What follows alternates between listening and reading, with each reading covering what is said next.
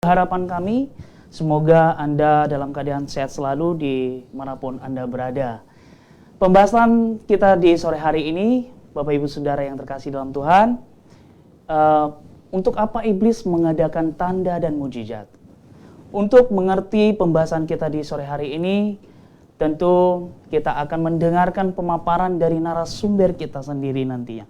Namun sebelum itu, saya mengingatkan kita semua, bagi sahabat kebenaran yang memiliki pertanyaan, Anda bisa langsung bertanya melalui WA Live GBIA Grafe saat ini, yaitu melalui nomor 081192222313. Sekali lagi, Anda dapat menghubungi kami langsung melalui nomor 0811922313 atau melalui kolom komentar yang telah tersedia di Facebook Live langsung.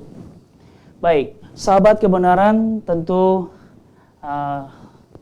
kita sebagai orang Kristen sangat rindu sekali mengenal kebenaran supaya kita tidak gampang atau digoyahkan oleh pihak-pihak yang mengajarkan sesuatu ajaran yang tidak sesuai dengan Alkitab. Oleh sebab itu, untuk mempersingkat waktu, saya akan langsung saja serahkan kepada narasumber kita supaya kita dapat mengerti untuk apa iblis mengadakan tanda dan mujizat. Baik, kepada Dr. Andrew Mondolio, saya persilakan. Ya, terima kasih untuk Saudara Darmawan Syah.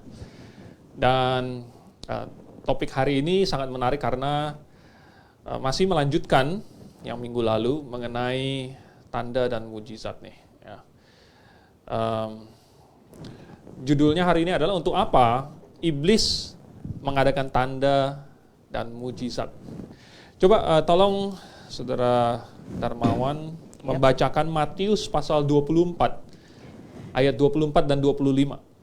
Iya, Matius pasal 24 ayat 24 dan 25. Demikian firman Tuhan.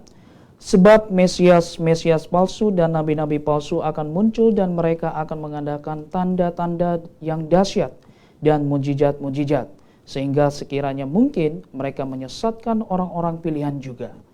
Camkanlah, aku sudah mengatakannya terlebih dahulu kepadamu. Ya, ini kelihatannya sesuatu yang sangat luar biasa sekali. Tuhan sudah memperingatkan dan kita harus mencamkan, kita harus memperhatikan nanti akan ada nabi palsu, akan ada guru palsu, Mesias palsu yang disertai dengan tanda dan mujizat. Tetapi mungkin pertanyaannya langsung orang berpikir, ya, apa iblis sejago itu? Ya, apa iblis mampu membuat tanda dan mujizat yang heboh, yang luar biasa? Bukankah hanya Tuhan yang bisa membuat mujizat? Ya kan? Ya.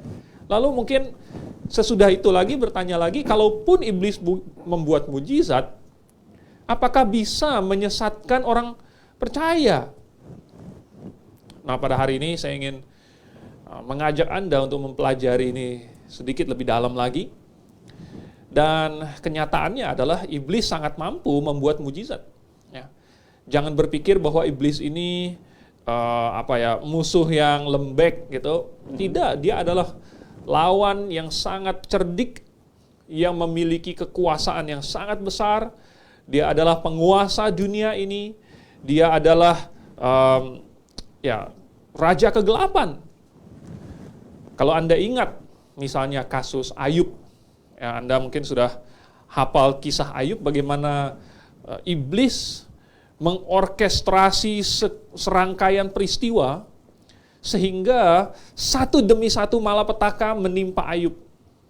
Ya, kambing dombanya, lembu sapinya, untanya, kemudian anak-anaknya, semuanya ditimpa oleh malapetaka. Dan semua itu adalah, ya, itu diatur oleh iblis. Jadi iblis mampu melakukan banyak hal yang supranatural.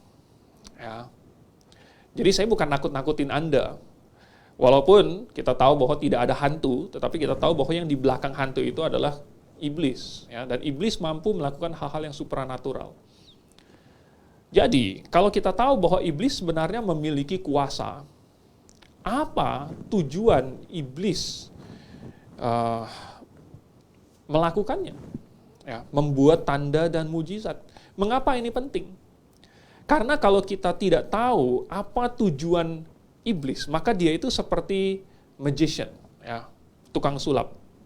Dia akan melakukan suatu aksi dan itu menjadi suatu misdirection. Ya, sehingga kita memperhatikan aksinya itu, tetapi kita miss apa tujuan sebenarnya. Nah, iblis membuat tanda dan mujizat tidak sembarangan. Dia memiliki tujuan. Jadi kalau kita tahu apa tujuan iblis melakukan tanda dan mujizat, maka kita, ya moga-moga tidak akan jatuh ke dalam perangkap iblis. Ya. Jadi, iblis membuat tanda dan mujizat, intinya sebenarnya adalah untuk menggantikan posisi Allah.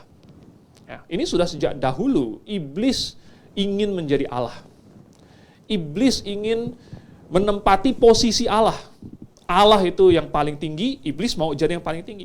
Allah disembah, iblis juga mau disembah. Oleh sebab itu, iblis seringkali menunjukkan show of power supaya manusia kagum dan menyembahnya. Ya, inilah yang dilakukan oleh banyak orang tanda kutip pintar, ya, paranormal, dukun, dan lain sebagainya, tukang sihir. Ya. Kalau misalnya dibaca di dalam Kisah Para Rasul pasal 8, Ya, Kisah Para Rasul pasal 8, ada seorang tukang sihir namanya Simon, di ayat yang ke-9, kalau nggak salah. Ya. Ayat 9 dan 10, boleh dibaca. Baik, saya akan Kisah Rasul 8. Kisah Para Rasul pasal 8 ayat yang 9. Seorang yang bernama Simon telah sejak dahulu melakukan sihir di kota itu dan menakjubkan rakyat Samaria serta berlagak seolah-olah ia seorang yang sangat penting. Jadi dia membuat mujizat, ya, dan orang Samaria takjub. Orang Samaria berpikir dia inilah yang berasal dari Tuhan. Ya. Padahal ketika mereka mengikuti dia, sebenarnya mereka bukan mengikuti Tuhan, mereka mengikuti bos di balik si tukang sihir ini. Ya, dan iblis ya tentu ketawa-ketawa saja. Jadi, ya kalau kita melihat ada berbagai praktek okultisme, ya, penyembahan berhala, dan lain sebagainya yang seringkali berhubungan erat dengan okultisme, itu semua ujung-ujungnya adalah iblis mau disembah oleh manusia. Ya. Semua sihir, semua ya yang hal-hal seperti itu, tanda-tanda dan mujizat-mujizat yang dia buat, itu untuk mentakjubkan orang yang melihatnya. Kalau dukun-dukun ya dan lain sebagainya yang namanya tatung dan lain sebagainya itu misalnya dia kalau menusuk dirinya sendiri nggak apa-apa, tidak keluar darah, ya dia memotong-motong, menggores dirinya, duduk di kursi yang terbuat dari paku, berjalan di atas beling, membakar diri dan lain sebagainya, itu menunjukkan bahwa seolah-olah dia punya power. Dan iblis suka melakukan ini supaya manusia yang takjub menyembah kepada dia, tunduk kepada dia. Ya. Tetapi ini cuman salah satu saja. Ya. Karena ya tadi itu orang Kristen bilang itu mah nggak akan menyesatkan saya. Ya, saya sebagai orang Kristen sudah tahu itu dukun, itu palsu, ya itu pasti bukan dari Tuhan. Tapi bagaimana caranya iblis membuat tanda dan mujizat sampai menyesatkan orang pilihan juga sesuai peringatan Tuhan di Matius pasal 24? Jawabannya adalah karena tujuan iblis mengadakan tanda dan mujizat adalah untuk menggantikan firman Tuhan. Ya. Iblis mau menggantikan firman Tuhan. Iblis mau mengubah firman Tuhan. Iblis mau membelokkan orang dari firman Tuhan kepada sesuatu yang bukan firman Tuhan. Maka kalau misalnya orang Kristen sampai mengikuti hal yang bukan firman Tuhan, ia lama-lama akan tersesat dengan sendirinya. Oleh sebab itu, ini sudah kita lihat sejak awal mula ada kejatuhan dalam dosa. Yaitu waktu ketika Hawa didatangi oleh ular. Ya. Nah, kita semua tahu ular itu tidak bisa berbicara, ya kan? Secara anatomis, lidah binatang ya, itu tidak bisa mengucapkan kata-kata. Apalagi lidah ular. Anda tahu lidah ular itu ya kayak tabung gitu, lalu kemudian di ujungnya bercabang kan. Itu tidak bisa membentuk huruf hidup, tidak bisa membentuk huruf mati, tidak bisa mengucapkan kata-kata. Tetapi ular tersebut berbicara. Oh, ini sesuatu yang luar biasa, ini supranatural, ini suatu tanda, ini mujizat. Dan Hawa masuk perangkap. Ya, Hawa percaya saja kepada ular, padahal ini adalah tanda pertama. Ya, ini adalah hal ajaib yang pertama sesudah penciptaan. Lalu kemudian, jadi kita lihat bahwa ular, ya iblis pakai ular berbicara, ini suatu tanda luar biasa untuk membuat Hawa meragukan firman Tuhan. Digantikan dengan firmannya iblis nih. Ya, firmannya iblis adalah, enggak, Tuhan sebenarnya melarang kamu makan semua buah di taman ini. Sebenarnya Tuhan enggak mau kamu makan buah yang di tengah taman itu karena Tuhan tidak mau kamu menjadi seperti Tuhan. Kamu enggak akan mati, kamu akan jadi seperti Tuhan. Itu kan adalah tipuannya iblis. Ya. Jadi itu firman dari iblis, mau menggantikan firman Tuhan. Lalu kemudian kalau kita baca lagi di kitab Keluaran. Di kitab Keluaran waktu itu Musa dan Harun menghadap Firaun.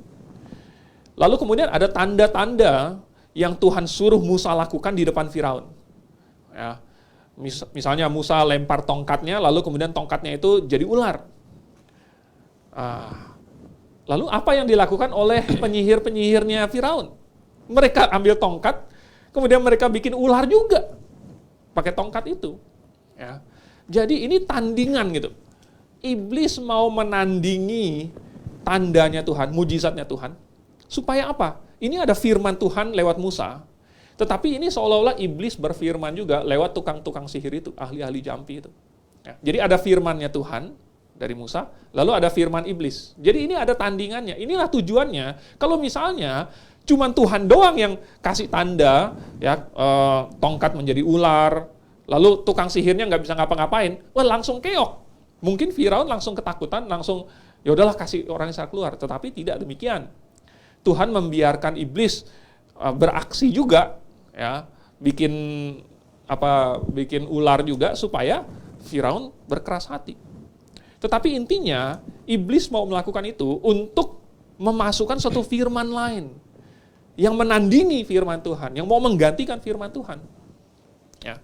Lalu kemudian, ya di seluruh Alkitab kita melihat ketika ada tanda atau mujizat yang terjadi, itu bukan suatu kebetulan, bukan sesuatu yang hanya untuk hura-hore, untuk show of power tanpa adanya maksud, tidak.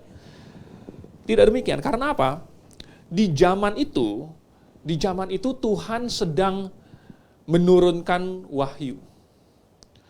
Dan Tuhan menurunkan wahyu kepada manusia, memberikan stempel dari Tuhan berupa tanda dan mujizat. Jadi ketika orang mau tahu apakah suatu firman, suatu nabi, suatu malaikat, suatu mimpi, suatu wahyu berasal dari Tuhan atau bukan, maka ada tanda yang menyertainya. Kalau tanda itu terbukti, terjadi, dan lain sebagainya, maka itu adalah dari Tuhan. Ya. Nah, iblis meniru cara ini. Iblis mengkopi metode Tuhan, lalu kemudian memasukkan tanda dan mujizatnya sendiri, lalu kemudian memasukkan firman-Nya sendiri. Ya. Nah, coba buka di dalam Ulangan pasal 13. Ya. Baik. Ulangan pasal 13, baca mulai dari ayat 1, 2, 3, dan seterusnya lah. Anda di rumah boleh baca sendiri. Ya, Ulangan pasal 13. Ayat 1. Ya, 1, Baik, 2. saya akan bacakan Ulangan pasal 13 ayat pertama dan sampai selanjutnya. Apabila di tengah-tengahmu muncul seorang nabi atau seorang pemimpi Dan ia memberitahukan kepadamu suatu tanda atau mujizat, dan apabila tanda atau mujizat yang dikatakannya kepadamu itu terjadi, dan ia membujuk, mari kita mengikuti Allah lain yang tidak kau kenal, dan mari kita berbakti kepadanya. Ayat yang ketiga, maka janganlah engkau mendengarkan perkataan nabi atau pemimpi itu, sebab Tuhan Allahmu mencoba kamu untuk mengetahui apakah kamu sungguh-sungguh mengasihi Tuhan Allahmu dengan segenap hatimu dan dengan segenap jiwamu. Oke, jadi kita melihat bahwa ada kemungkinan bahwa si pemimpi atau nabi atau pelihat itu melakukan tanda dan mujizat, tetapi bukan berasal dari Tuhan. Ya, itu adalah tiruan yang iblis bikin, yang Tuhan izinkan untuk menguji apakah orang Israel benar-benar hatinya berpaut kepada Tuhan dengan segenap hati atau tidak. Ya.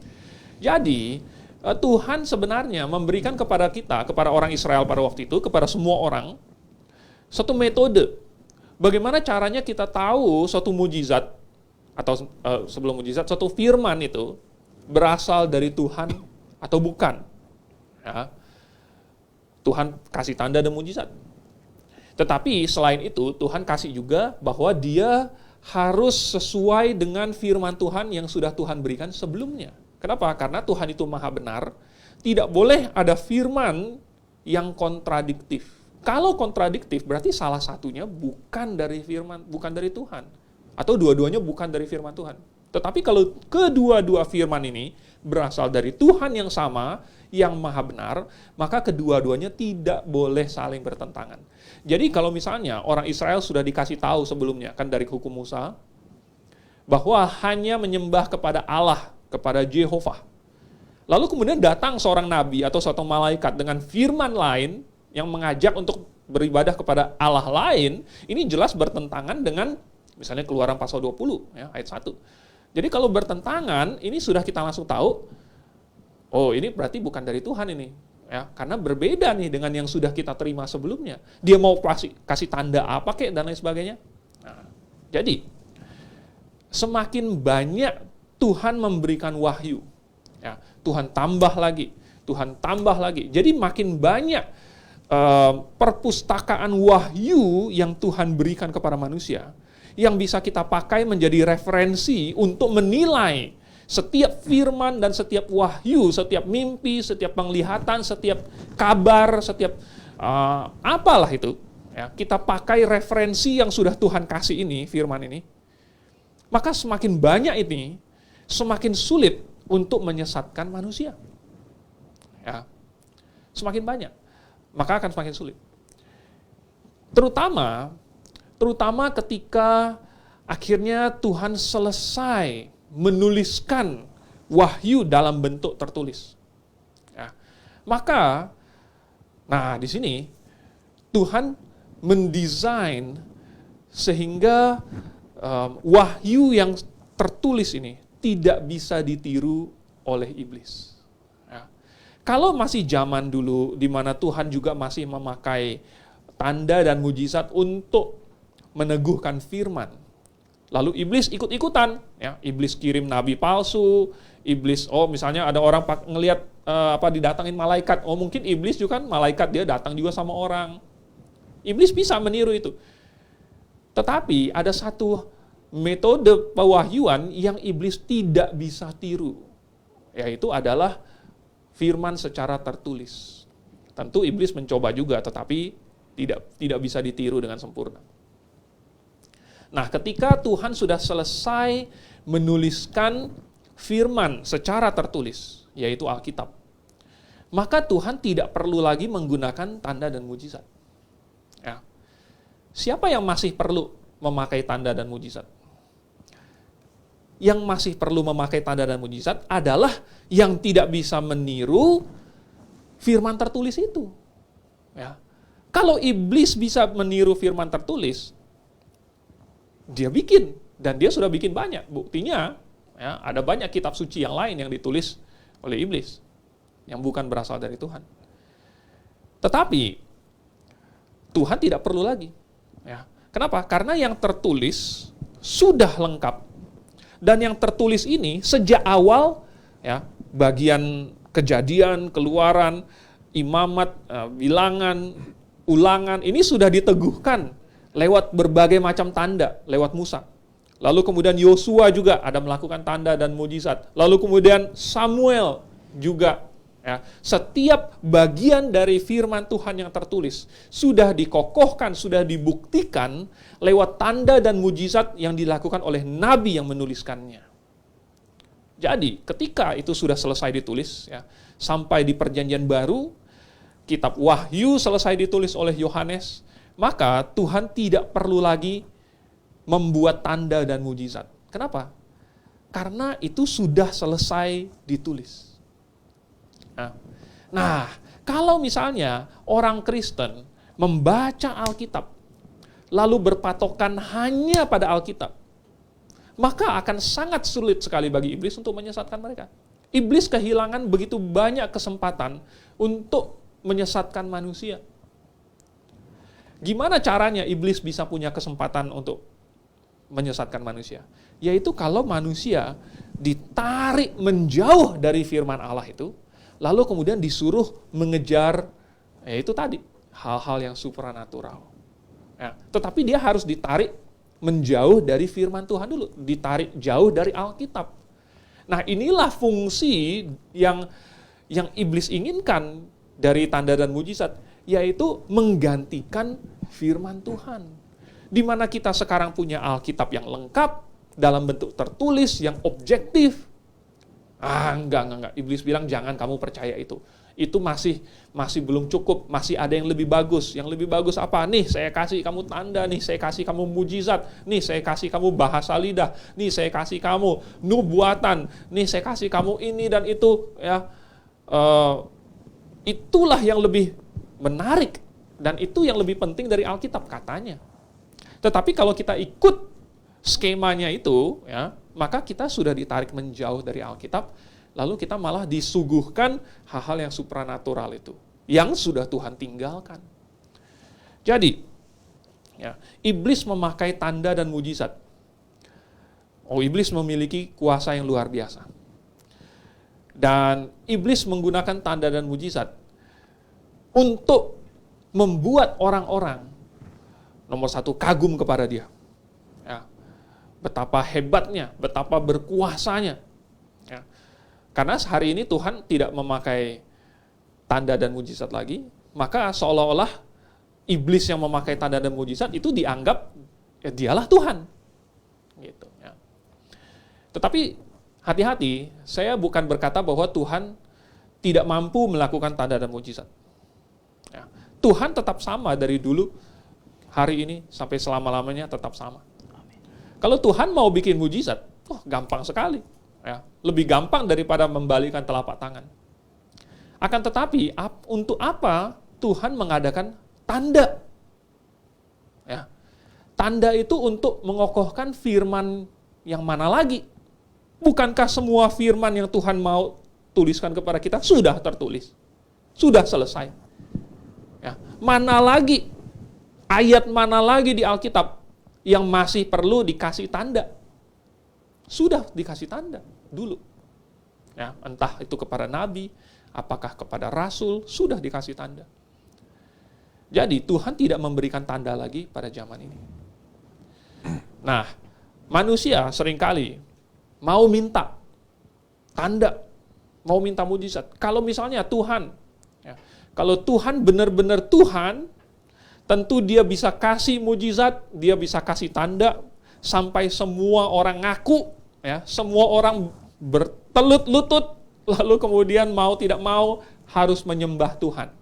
Ya enggak? Kalau Tuhan itu Tuhan, kalau Tuhan itu Allah, Maha Kuasa, kenapa dia enggak bikin tanda dan mujizat di langit yang luar biasa sehingga semua orang melihatnya, semua orang menyembah Tuhan? Tidak. Ya. Karena dulu manusia pernah minta tanda yang sama. Ya, tahu nggak di mana? Waktu mereka minta tanda kepada Tuhan Yesus. Ya, lalu Tuhan Yesus kesel sama mereka. Tuhan Yesus bilang, angkatan ini tidak akan dikasih tanda, kecuali tanda Nabi Yunus. Ya, yaitu anak manusia akan mati, kemudian dimasukkan ke dalam perut bumi selama 3 hari 3 malam, lalu sesudah itu dia akan bangkit. Jadi mereka minta tanda. Maksudnya apa? Maksudnya itu mereka meragukan apakah Yesus ini berasal dari Tuhan atau bukan. Karena tanda dari seorang nabi adalah dia harus bikin tanda dan mujizat. Ya. Lalu mereka minta tanda terus. Sebenarnya Tuhan kasih tanda nggak? Oh, kasih. Tuhan kasih mereka banyak sekali tanda, tetapi mereka tidak mau percaya. Oleh sebab itu mereka minta tanda yang lain. Tuhan kasih lagi lebih banyak, mereka masih belum percaya, mereka minta tanda yang lain lagi. Ini yang bikin Tuhan kesel. Akhirnya Tuhan bilang kepada angkatan ini tidak akan dikasih tanda. Bukan karena Tuhan nggak bisa, tetapi karena ketidakpercayaan mereka. Demikian juga hari ini. Seandainya Tuhan mau kasih tanda, ya bisa saja. Tetapi Tuhan sudah kasih banyak tanda. Oleh sebab itu, kepada orang kaya yang masuk neraka, ya, sedangkan Lazarus masuk surga ke pangkuan Abraham. Kepada orang kaya itu, Tuhan Yesus berkata, Abraham berkata, kalaupun ada orang mati bangkit dari kubur, mereka nggak akan percaya. Ya, saudara-saudaramu itu tidak akan percaya sekalipun ada orang bangkit dari kubur. Kenapa? Karena mereka memiliki itu tulisan Musa, tulisan para nabi. Itu sudah tanda, itu sudah dikokohkan dengan tanda-tanda. Kalau mereka masih tidak mau percaya itu, ya dikasih tanda lagi berupa orang mati bangkit dari kubur, juga tetap tidak akan percaya. Dan buktinya memang Tuhan Yesus bangkit dari kubur. Dan mereka tetap tidak percaya. Jadi seandainya Tuhan hari ini membuat tanda di langit, ya, membuat tanda di langit lalu kemudian semua orang melihat, wah ini luar biasa. Kira-kira apa efeknya? Apakah mereka akan menyembah Tuhan? Tidak. Ya. Mereka justru akan bilang apa? Oh itu alien. Itu, wah dari galaksi mana gitu kan. Wah itu hantu. Oh itu Buddha. Oh itu siapa lagi? Ya, Kuan Im. Oh itu apa lagi? Semua disebutkan. Tetapi apakah mereka akan menyebutkan itu adalah Yesus? Tidak. Tidak, belum tentu. Ya. Jadi mengadakan tanda dan mujizat belum tentu akan membuat orang percaya kepada Tuhan Yesus. Oleh sebab itu Tuhan tidak perlu lagi mengadakan tanda dan mujizat itu. Sebaliknya, kalau Tuhan mengadakan tanda dan mujizat, malahan seolah-olah Tuhan itu masih saingan sama iblis. Ya. Iblis masih bikin mujizat dan tanda, lalu kemudian Tuhan Yesus seolah-olah mau bikin tanda, nih punya saya lebih hebat gitu. Enggak perlu. Tuhan sudah membuat mujizat yang lebih hebat dulu. Lalu sekarang Tuhan masih bisa bikin mujizat nggak? Bisa. Tetapi tidak sebagai tanda. Tuhan bikin mujizat yang luar biasa, bisa nggak? Bisa. Ya. Tetapi Tuhan tidak harus menunjukkannya kepada manusia. Tidak harus menjadikan mujizat tersebut suatu tanda. Ya. Nah, yang masih mengadakan tanda dan mujizat, itu yang masih memiliki tujuan untuk menggantikan firman Allah. Jadi hati-hati saudara. Ya. Oke, ini saya pikir udah banyak pertanyaan. Boleh ditanyakan. Baik, sahabat kebenaran yang saya kasih dalam Tuhan, saya pikir penjelasan dari Pak Andrew mengenai pembahasan kita di sore hari ini sudah cukup jelas sekali. Dan ingat Bapak Ibu Saudara, biarlah kebenaran ini juga Anda share kepada sahabat-sahabat dimanapun mereka berada, supaya mereka juga dapat mengerti kebenaran ini. Dan sehingga banyak orang yang diselamatkan melalui kebenaran ini.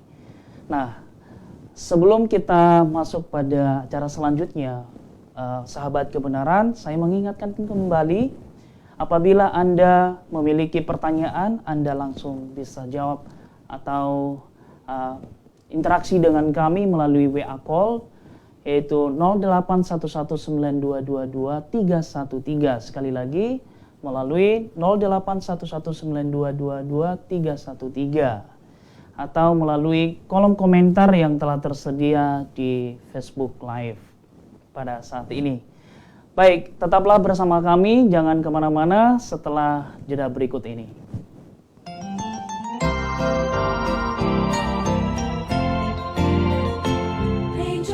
Halo semuanya, bagi Anda pencinta buku-buku rohani Kristen, Kali ini kami memperkenalkan satu buku terbitan terbaru dari Grafe International Theological Seminary yang ditulis oleh Dr. Stephen Einstein Liao dengan judul Kerajaan yang Dijanjikan. Nah, saya akan bocorkan sedikit isi dari buku ini ya. Penjelasannya seputaran janji kerajaan dalam Perjanjian Lama dan Perjanjian Baru. Kapan pengangkatan terjadi? Apa itu tribulasi? Penjelasan penghakiman sangkakala, penghakiman cawan, kembalinya Kristus ke bumi, dan penghakiman-penghakiman lainnya. Dan tentu masih banyak lagi penjelasan-penjelasan penting di dalam buku ini. Buku ini menyajikan kepada pembaca sekalian melalui pembahasan yang alkitabiah, dengan pemaparan yang induktif, apa isi dari pengharapan umat Allah sepanjang zaman dari Perjanjian Lama hingga Perjanjian Baru. Bagi Anda yang tertarik dengan buku ini, harganya terjangkau loh. Anda dapat hubungi di toko buku Grafe di 021 6471 4156 atau di nomor 0813 1586 3518.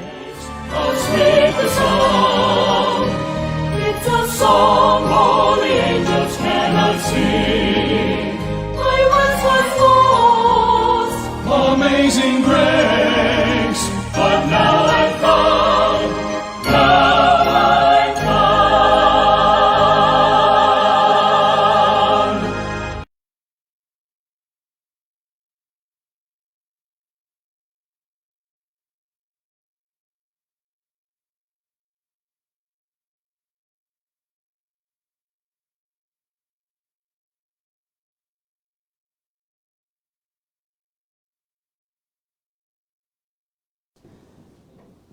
Ya, sahabat kebenaran, kembali lagi bersama kami di dalam program Belilah Kebenaran dan Jangan Menjualnya.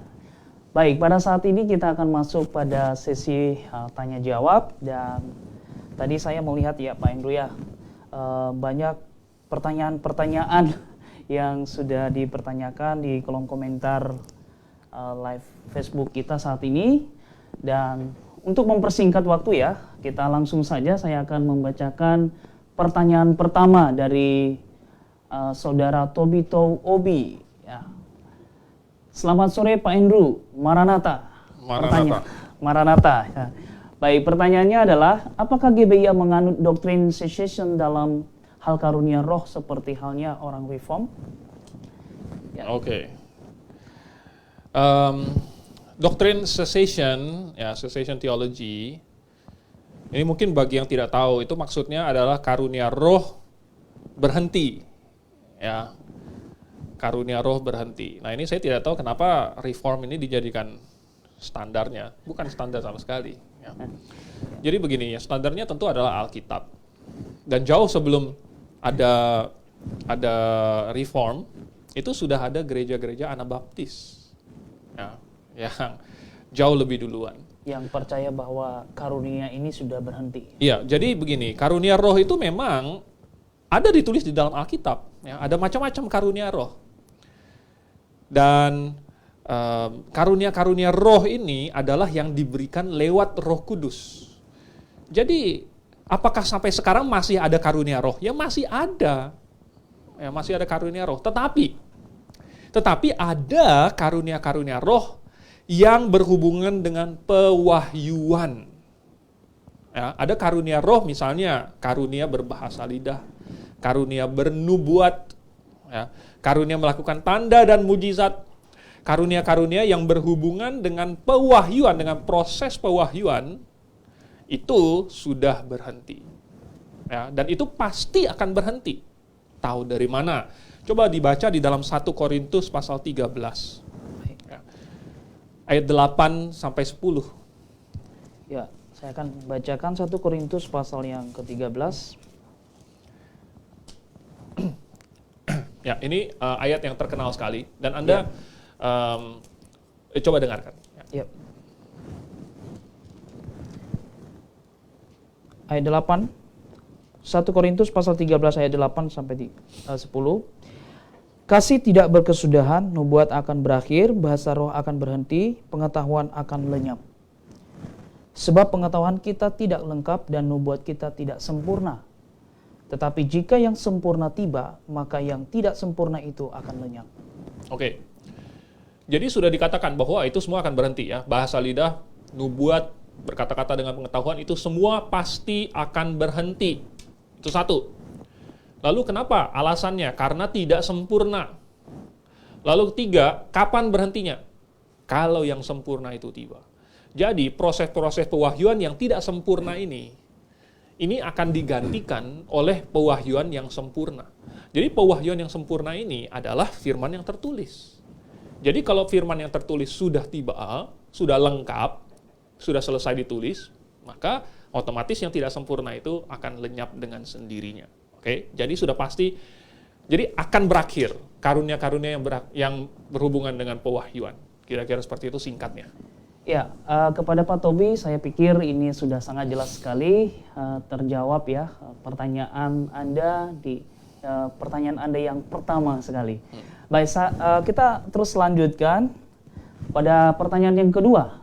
Pernah saya dengar kata Pak Suhento kalau karunia rohani masih ada, yaitu yang tidak berhubungan dengan nubuatan. Oke, ini kayaknya tadi sudah berkaitan ya. Berarti apakah karunia rohani menyembuhkan masih ada? Oh, ya.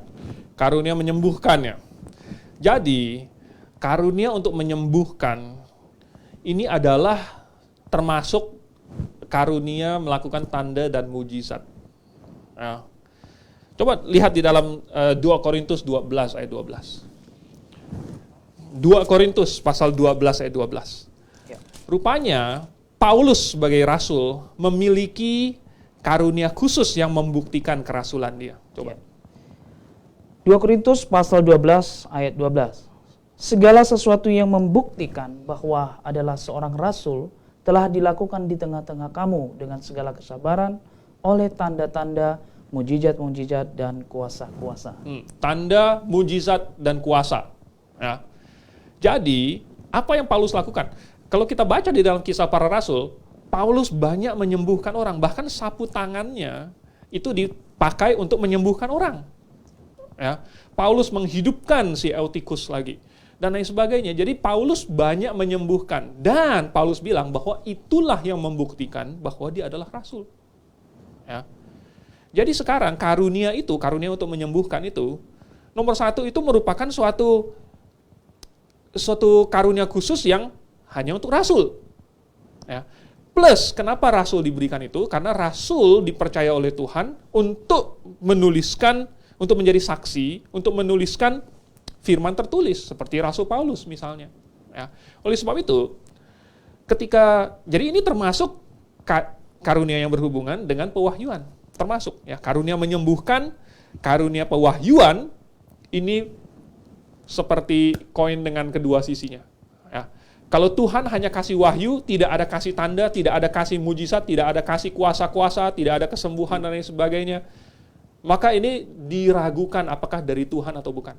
Tetapi di sebaliknya sisi, kalau cuma ada kesembuhan, cuma ada tanda, cuma ada kuasa, cuma ada kesembuhan, tetapi tidak ada firman yang baru, ini bukan dari Tuhan. Begitu. Ya, jadi ini juga pasti berhenti bersama-sama dengan karunia pewahyuan. Ya, terima kasih atas jawaban yang telah Pak Andrew paparkan, dan semoga Pak Tobi semakin mengerti kebenaran ya di sore hari ini. Baik, kita akan masih pertanyaan Pak Tobi ya. Pertanyaan yang ketiga, kalau karunia rohani menyembuhkan masih ada, berarti ada orang-orang tertentu yang memiliki karunia menyembuhkan, bukan hanya sekedar mujizat terjadi atas izin Tuhan. Ya, kalau masih ada ya. Kalau masih ada. Itulah sebabnya banyak pribadi menciptakan kesan seolah-olah dia memiliki karunia itu. Ya, seolah-olah. Supaya apa? Supaya dia ditinggikan, sama seperti rasul dulu ditinggikan. Begitu. Tapi itu kalau ada. Kalau ada. Tetapi sesuai dengan apa yang kita sudah baca di Matius pasal 24 dan yang sudah saya jelaskan, karunia-karunia tanda, mujizat, kesembuhan itu semua itu ada tujuannya. Dan awas, iblis juga melakukannya dengan suatu tujuan. Oke. Oke, mantap sekali Pak. Semoga Anda dapat mengerti jawaban dari Pak Andrew, dan dari penjelasannya pun sendiri tadi bahwa karunia itu sudah tidak ada lagi ya. Baik, saat ini di pertanyaan yang selanjutnya, kalau Bapak memiliki karunia rohani, pertanyaannya, kalau Bapak memiliki karunia rohani apa? Karena katanya masing-masing orang memiliki minimal 1 karunia rohani. Bagaimana? Saya sendiri gitu ya, saya secara pribadi. Ya, betul, Pak. Puji Tuhan, saya sangat mengucap syukur bahwa Tuhan memberikan saya begitu banyak karunia rohani. Saya merasa sangat diberkati. Saya merasa Tuhan memang sudah mempersiapkan saya untuk begitu banyak pelayanan. Oleh sebab itu mengaruniakan saya begitu banyak karunia rohani. Misalnya karunia untuk mengajar, ya, karunia untuk berkhotbah, karunia untuk bernyanyi, karunia untuk bermain musik, karunia untuk belajar, karunia untuk melayani, karunia untuk berdoa. Nah, ada banyak karunia-karunia yang Tuhan berikan kepada saya. Tentu, kalau Tuhan sudah kasih kita karunia-karunia, kita harus pakai untuk Tuhan. Ya, ini seperti Tuhan kasih tanggung jawab kepada kita. Kalau kita ingat perumpamaan Tuhan Yesus tentang talenta, ya, talenta ini bukan bakat. Talenta ini lebih cocok kita tafsirkan sebagai karunia. Tentu ada macam-macam karunia yang kita dapatkan dari Tuhan. Ya, kita dikasih karunia tubuh yang sehat, kita dikasih karunia waktu, kita dikasih karunia macam-macam karunia. Kita diberikan karunia kesempatan untuk mengenal kebenaran. Kita diberikan karunia kesempatan untuk melayani Tuhan, melayani jemaat, dan lain sebagainya. Kalau kita diberikan kesempatan itu, nah kita pakai, maka tentu Tuhan nanti akan berkata, ya, baik sekali ya kerjamu, hai hambaku yang setia. Jadi kalau saya pribadi melihat bahwa semua kemampuan saya, segala hal yang bisa saya lakukan untuk Tuhan merupakan karunia dari Tuhan. Ya. Dan kalau saya lakukan itu untuk Tuhan, maka secara umum ya bisa juga dikatakan itu karunia rohani, gitu ya. Walaupun itu sesuatu yang saya lakukan secara fisik. Misalnya mengajar kan suatu aktivitas duniawi juga, gitu. Tetapi karena saya melakukannya untuk Tuhan, maka ada nilai rohaninya, begitu. Ya. Jadi kira-kira seperti itu. Nah, saya yakin setiap pemirsa, ya, baik yang di rumah sekarang, yang sedang pelayanan, juga Tuhan berikan karunia-karunia. Nah, saya tidak tahu apa karunia Anda secara spesifik, tetapi yang saya tahu adalah bahwa ya ada karunia-karunia tertentu yang Tuhan berikan hanya kepada rasul, hanya kepada nabi. Ya. Nah, ada karunia yang tidak diberikan kepada laki-laki, misalnya karunia untuk membesarkan anak, melahirkan anak. Ya. Mungkin itu tidak diberikan kepada laki-laki. Ada juga misalnya karunia untuk menjadi gembala, itu tidak diberikan kepada wanita. Jadi saya tidak tahu apa karunia yang Tuhan berikan kepada Anda, tetapi Anda pasti diberikan minimal 1 karunia, itu sudah betul. Ya. Ini sudah, saya pikir sudah cukup menjawab sekali ya. Tapi karunia dalam hal ini tentunya bukan karunia yang berhubungan dengan penghayuan atau nubuatan dan lain sebagainya. Seperti yang dipaparkan oleh Pak Andrew barusan saja. Baik, saat ini kita akan terus membacakan pertanyaan dari Saudari Aimet Sulandinata. Ya. Ini Bapak kalau nggak salah. Bapak ya, ya.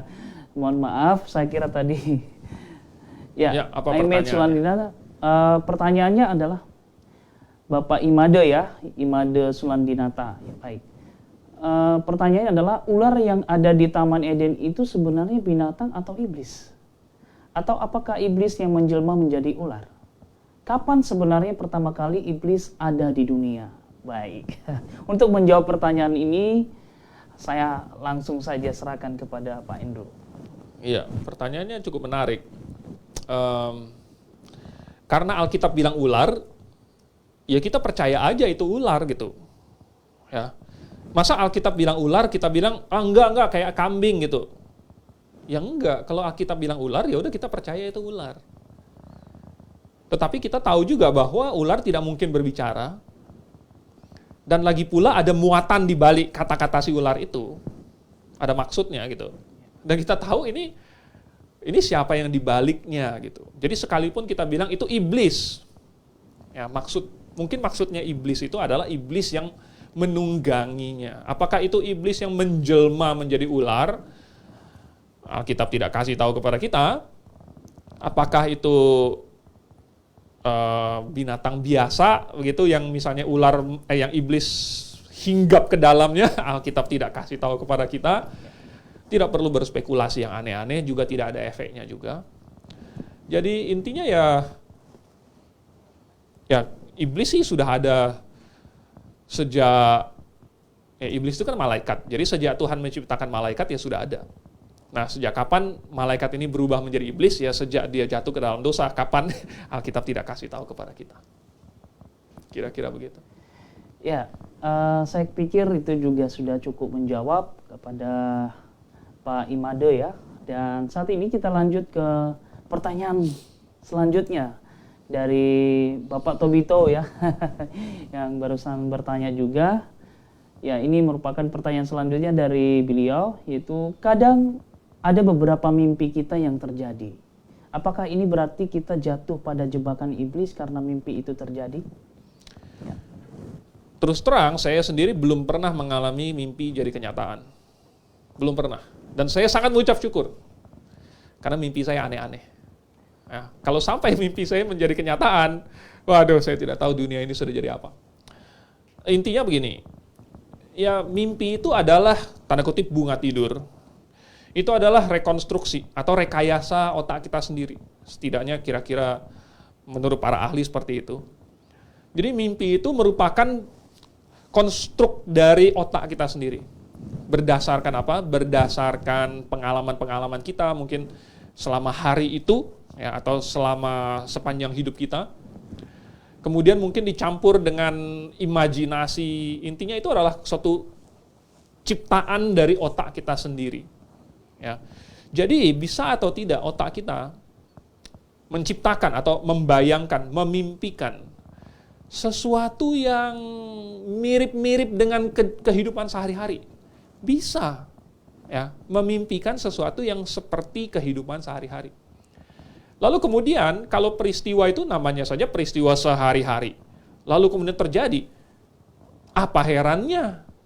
Ya, tidak ada hal yang aneh, ya, tidak ada hal yang luar biasa. Orang bisa saja mimpi dia jatuh dari motor, lalu kemudian benar-benar jatuh dari motor, apa artinya? Nggak ada artinya. Ya, artinya adalah bahwa dia pernah mimpi itu, ya udah, begitu. Oke? Jadi, karena kita tahu bahwa Tuhan tidak lagi menggunakan sarana mimpi sebagai sarana pewahyuan, maka tidak perlu kita mencari-cari makna, menafsirkan, mencocok-cocokkan. Tidak perlu. Ya. Sekalipun ada kesamaan atau kemiripan, itu bukanlah disengaja. Ini kan disclaimer kalau misalnya film atau cerita gitu ya. Kalau ada kemiripan dalam nama atau peristiwa, ini tidak disengaja. Gitu. Ya tidak disengaja, namanya aja mimpi. Siapa yang bisa sengaja mimpi? Nggak ada. Begitu. Oke? Ya, ini masih selanjutnya dari Bapak itu. Misalnya kalau kita mimpi ke depan, kita harus makin rajin baca Alkitab. Kalau tidak nanti bisa saja terjadi kecelakaan dan misal tidak bisa baca Alkitab. Nah, sebagai orang Kristen Alkitabiah, apakah kita harus ikuti mimpi tersebut? Mimpi yang bagus ini yang membuat kita waspada, bolehkah kita katakan Tuhan izinkan mimpi ini terjadi supaya kita makin sadar bahwa harus rajin baca Alkitab? No. Itu yang iblis inginkan, yaitu kita mengikuti mimpi yang bagus, tanda kutip bagus ya. Tanda kutip bagus. Kalau mimpinya bagus, ikutin. Tidak. Kita ikutin Alkitab, sudah pasti bagus. Nggak ada di Alkitab yang jelek. Oleh sebab itu kita ikutin Alkitab. Kalau ikut mimpi, kita masih mikir-mikir dulu, ini mimpinya bagus atau tidak. Ya kan? Jadi kalau misalnya mimpi baca Alkitab ya, baca Alkitab. Ini nggak usah mimpi juga sudah harus dilakukan. Ya, kenapa? Karena kita tahu itu adalah perintah Tuhan. Kalau misalnya mimpi itu boleh diikutin kalau bagus, wah, ini bisa kacau sekali. Ya, nanti ada orang mimpi kawin lagi gimana? Ikutin nggak? Dia bilang, oh kawin lagi kan bagus gitu kan? Yeah. Atau mimpi misalnya mimpi apa lah gitu yang menurut dia bagus gitu. Oh ini ada perempuan cantik lalu kemudian dicumbu-cumbu gitu. Bagus nih katanya, aduh ini Roh Kudus, diikutin nggak? Kalau ada perempuan cantik dicumbu, waduh, kacau sekali. Ya kan, oleh sebab itu jangan kita mengikuti mimpi. Sekali-kali jangan mengikuti mimpi. Itu yang iblis inginkan. Oke, ikuti apa? Alkitab. Oke. Ya, di sini ada pertanyaan di luar pembahasan kita, Pak, yaitu pertanyaan mengenai irresistible grace ya, mengenai itu. Tapi berhubung karena tidak sesuai dengan topik kita akan tunda dulu. Ya, kayaknya waktunya nggak tahu ya. Kalau misalnya masih ada waktu, bisa kita kembali ke pertanyaan ini mungkin. Ya, mungkin ada orang lain yang mau bertanya tentang topik ini dulu. Namun karena waktu kita sudah tidak mencukupi untuk menjawab ini, nanti... Enggak, maksud saya, kalau ada pertanyaan lain yang sesuai dengan topik ini, kita jawab pertanyaan lain dulu. Ya, lalu kemudian kalau udah selesai, lalu kemudian masih ada waktu, kita bisa jawab yang out of topic. Baik, kita langsung saja masuk kepada pertanyaan yang terakhir ya, karena kita masih ada waktu beberapa menit lagi. Oke. Ya, dari Pak Ronald Mamesa yang menyambung jawaban Bapak terhadap pertanyaan Pak Tobito, apakah mimpi itu mengindikasikan bahwa manusia itu adalah makhluk yang punya jiwa, artinya tidak terbatas oleh ruang dan waktu? Mimpi mengindikasikan bahwa manusia adalah makhluk yang punya jiwa. Ya, setahu kita ya, tidak ada makhluk lain di muka bumi ini yang punya mimpi. Setidaknya yang seperti kita. Ya. Memang sih ada binatang lain yang kalau tertidur matanya gerak-gerak juga. Ya, kalau kalian ini out of topic nih mulai sekarang udah mimpi binatang. Ini udah out of topic juga. Kan kalau misalnya Anda lihat orang yang lagi tidur, ada satu fase di mana matanya itu seolah-olah bergerak-gerak cepat. Ya, ini namanya fase REM, ya, rapid eye movement. Ini kemungkinan merupakan fase di mana dia sedang bermimpi, begitu. Mungkin, ya. Nah, ada binatang-binatang yang kalau tidur matanya kedut-kedut gitu juga, gitu. Saya sendiri pernah lihat anjing saya dulu kalau lagi tidur kakinya bisa gerak-gerak sendiri gitu ya. Kadang-kadang saya iseng juga, saya kelitikin kakinya gitu. Jadi apakah anjing itu bermimpi? Terus terang, setahu kita tidak tahu. Ya. Jadi setahu kita tidak ada data bahwa binatang lain atau makhluk lain bisa bermimpi, begitu. Apa yang dilihat oleh anjing atau binatang ketika dia tidur atau yang dipikirkan di otaknya kita tidak tahu. Jadi pertanyaan ini agak sulit dijawab, ya. Dan apakah ini merupakan salah satu fitur eksklusif dari jiwa? Terus terang masih perlu penelitian yang lebih dalam.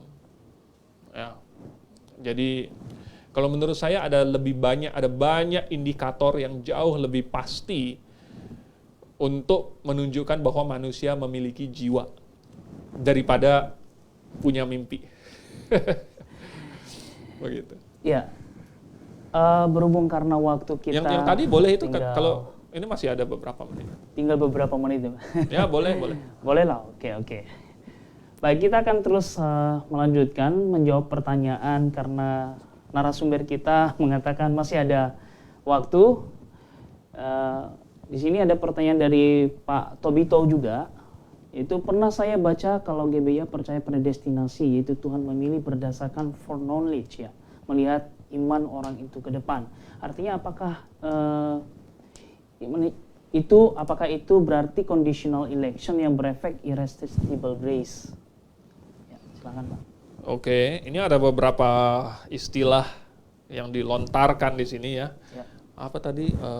Predestinasi, Predestinasi. foreknowledge, conditional election, irresistible grace. Ya, ini coba baca dulu deh di dalam Roma pasal 12 ayat 30. Pasalnya 12 ayat 30. Ya. Roma pasal 12 ayat 30. Ya. 8, sorry. Roma pasal 8, kok 12? Ya. Roma 8. Ya, Roma pasal 12 ayat 8. Jika karunia 8. ya, Roma Roma pasal 8. 12. Roma 8 ya. Roma 8 Roma 8 ayat berapa tadi, Pak? ayat 30. Ayat 30. Demikian firman Tuhan, dan mereka yang ditentukannya dari semula, mereka itu juga dipanggilnya, dan mereka yang dipanggilnya, mereka itu juga dibenarkannya, dan Ya. mereka yang dibenarkannya, mereka itu juga dimuliakan. Jadi itu kan katanya dan mereka yang ditentukannya dari semula. Ya, ini yang kalau di bahasa Indonesia agak kurang tepat terjemahannya. Tapi kalau di dalam bahasa Inggris, ditentukannya sejak semula itu adalah mereka yang diketahuinya sejak semula. Ya. Jadi inilah yang disebut foreknowledge. Ya, yang whom he foreknew, yang telah dia ketahui, yang telah Tuhan ketahui sejak semula. Itu juga yang dipanggilnya. Jadi yang dipanggilnya itulah yang ditentukannya, ditetapkan. Jadi ada pra pengetahuan Tuhan. Pra pengetahuan Tuhan ini mencakup segala sesuatu, termasuk semua pertimbangan dan pilihan yang dimiliki oleh orang itu. Ya, ini cuma pertimbangan. Ini sudah diketahui Tuhan. Pilihan yang dimiliki oleh orang itu, baru pilihan, belum keputusan. Pilihan itu juga sudah Tuhan ketahui. Ya. Lalu kemudian keputusan orang itu juga Tuhan sudah tahu. Lalu kemudian efek dari keputusan, ya, itu Tuhan tahu. Jadi setiap pilihan Tuhan tahu apa efeknya. Setiap yang tidak manusia pilih juga Tuhan tahu efeknya. Inilah pra pengetahuan Tuhan yang mencakup segala sesuatu itu, karena Dia Maha tahu. Lalu, apa yang Tuhan sudah ketahui itu adalah pilihan, konsekuensi, akibat. Ya. Lalu karena Tuhan tahu, Tuhan bisa menetapkan berdasarkan apa yang sudah Tuhan ketahui, bahwa orang tersebut akan pilih A, atau pilih B, atau pilih C. Tuhan sudah tahu, dan itu Tuhan tetapkan. Tetapi Tuhan bukan mengatur supaya orang tersebut memilih A, memilih B, atau memilih C. Tuhan mengetahui dia memilih A, B, atau C. Tetapi bukan Tuhan mengatur dia memilih A, B, atau C. Tuhan membiarkan dia memilih, karena itu namanya adalah kehendak bebas. Dan kehendak itu sudah Tuhan berikan. Dan kalau Tuhan berikan, ya Tuhan persilahkan manusia pakai. Nah, walaupun manusia pakai kehendak bebasnya untuk memilih, Tuhan tahu apa pilihannya sebelum manusia itu membuat pilihan itu. Dan pengetahuan Tuhan itu tidak berarti bahwa Tuhan menetapkan pilihan. Ya, jadi ada banyak hal yang Tuhan bisa tetapkan, tetapi pilihan manusia itu adalah karunia Tuhan kepada manusia. Bukan Tuhan yang tetapkan buat manusia. Ya. Tuhan menetapkannya, Tuhan memilihkannya, menggantikan manusia. Jadi bukan manusia yang pilih, Tuhan yang pilihin gitu. Bukan demikian. Oleh sebab itu, kasih karunia yang Tuhan berikan, itu tidak mungkin irresistible. Ya, maksudnya keselamatan. Keselamatan itu tidak mungkin irresistible. Kenapa? Karena diperlukan pilihan manusia. Untuk apa pilihan manusia itu? Untuk menerimanya atau menolaknya. Jadi kalau manusia menerimanya, maka Tuhan akan memberikan karunia itu. Kalau manusia menolaknya, Tuhan tidak berikan. Jadi, karena Tuhan sudah ketahui apa pilihan manusia itu bahkan sebelum dia membuat pilihannya, maka Tuhan sudah bisa tahu dia akan memberikan karunia itu atau tidak. Tetapi bukan bersifat irresistible. Ya, karena tetap Tuhan memberikan kasih karunia berdasarkan pilihan orang tersebut. Kira-kira seperti itu. Ya, saya pikir itu sudah cukup jelas ya Pak ya dari. Moga-moga. Dan semoga kebenaran ini Pak dapat dimengerti dengan baik, dan jangan lupa share ke teman-teman atau sahabat yang lain supaya mereka juga terberkati melalui kebenaran firman Tuhan yang sedang kita bahas di sore hari ini. Baik, berhubung karena waktu kita sudah waktunya sudah berakhir, ya itu artinya bahwa perjumpaan kita akan segera berakhir ya Pak ya. Ya. Nah, oleh sebab itu pada kesempatan ini saya memberikan kesempatan kepada sahabat kebenaran untuk terus bertanya melalui WA group yang telah disediakan di dalam kolom komentar Facebook Live. Ya. Jika ada pertanyaan-pertanyaan yang belum dijawab, nanti akan dijawab oleh narasumber kita setelah acara ini. Oleh sebab itu, sebelum kita mengakhiri perjumpaan kita di sore hari ini, maka saya memberikan kesempatan kepada narasumber kita untuk menutupnya. Oke, jadi jangan lupa bahwa iblis sangat mampu membuat mujizat. Iblis sangat berkepentingan membuat mujizat dan tanda. Dan tujuannya adalah untuk menggantikan Tuhan, menggantikan firman Tuhan. Dan seandainya manusia ya perhatiannya ditujukan kepada tanda-tanda dan mujizat itu, maka iblis telah berhasil mengalihkan perhatian manusia itu dari firman Allah yang sesungguhnya, yaitu Alkitab, yang sudah sempurna, yang sudah diteguhkan dengan tanda-tanda dulu itu, yang tidak bisa dipalsukan oleh iblis, yang tidak bisa dikopi oleh iblis. Ya. Dan kalau iblis berhasil mengalihkan pandangan manusia, fokus manusia dari Alkitab itu kepada tanda dan mujizat yang hari ini masih terjadi, maka disitulah ada kesempatan untuk menyesatkan bahkan orang pilihan juga. Oke, terima kasih. Ya, sahabat kebenaran, tadi saya sudah ingatkan sebelum statement penutup oleh pembicara, saya ingatkan kembali, jangan lupa terus bertanya melalui grup WA yang telah tersedia di dalam kolom komentar Facebook Live. Dan akhir kata kami mengucapkan Tuhan Yesus memberkati dan Maranatha.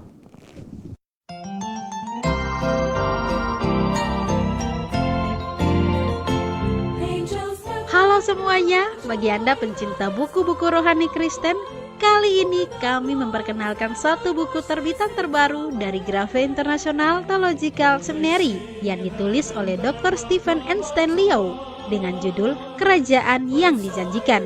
Nah, saya akan bocorkan sedikit isi dari buku ini ya. Penjelasannya seputaran janji kerajaan dalam Perjanjian Lama dan Perjanjian Baru. Kapan pengangkatan terjadi?